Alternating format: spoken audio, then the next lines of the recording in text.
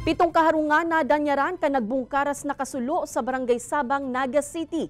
Pinagikanan kan kalayo padagos pang pigsususog kan Naga City Central Fire Station.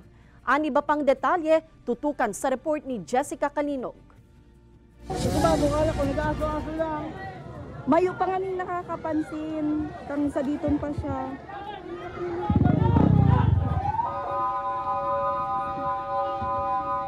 Iniyan sitwasyon na nagpukaw sa mga nagtuturog na kuta ng mga residente kan Sitio Spokoy sa Barangay Sabang, Naga City, maalas 10 kasubanggi. Lakop naman ang kalayo sa likodan kan sa indang harong kan mari sa inikan agom ni Tatay Ricky.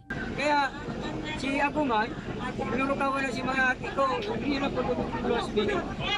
Ako nadalagan ko pamalapit ako, nasa luwas po ako. Pero nahiling niyo, sir, kung saan posible nagpuol si Kasulo?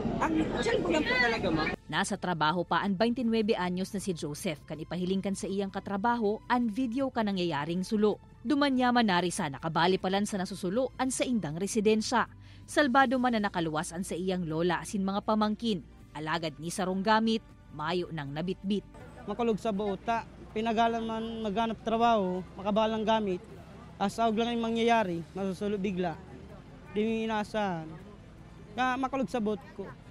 Sobra. Para mientras na nakidagos ang pamilya ninda Joseph asin Tatay Ricky sa saindang mga kaparyente sa Talakan Barangay Sabang.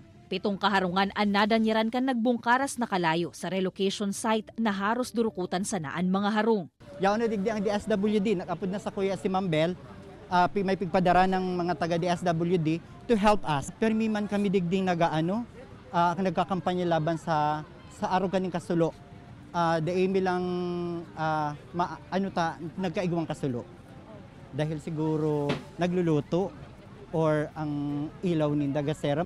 Padagos pa man ang pigigibong investigasyon kan Naga City Central Fire Station sa pinangyarihan nganing masusog ang naginkaw sa kankalayo. Proximate kasi itong dalawang wall, which is yung dalawa gumagamit sila pareho ng wooden page stove, kaya pag-aralan muna natin base sa fire pattern at syempre with the cooperation din ng ating mga witness. Nag-abot nin hasta ikatulong alarma ang kasulo. Alas 10:50 kan madeklarar na fire out na ang lugar. Sa inisyal na investigasyon kan BFP Naga, 4 na kaharungan ang natumtum, partially damaged man ang tulo. Kinakarkulong maabot sa 1.9 million pesos ang kantidad kan danyos na pigwalat kan insidente. Ang pangapodan kan BFP sa publiko. I-save an hotline kan pinakaharaning fire station sa lugar.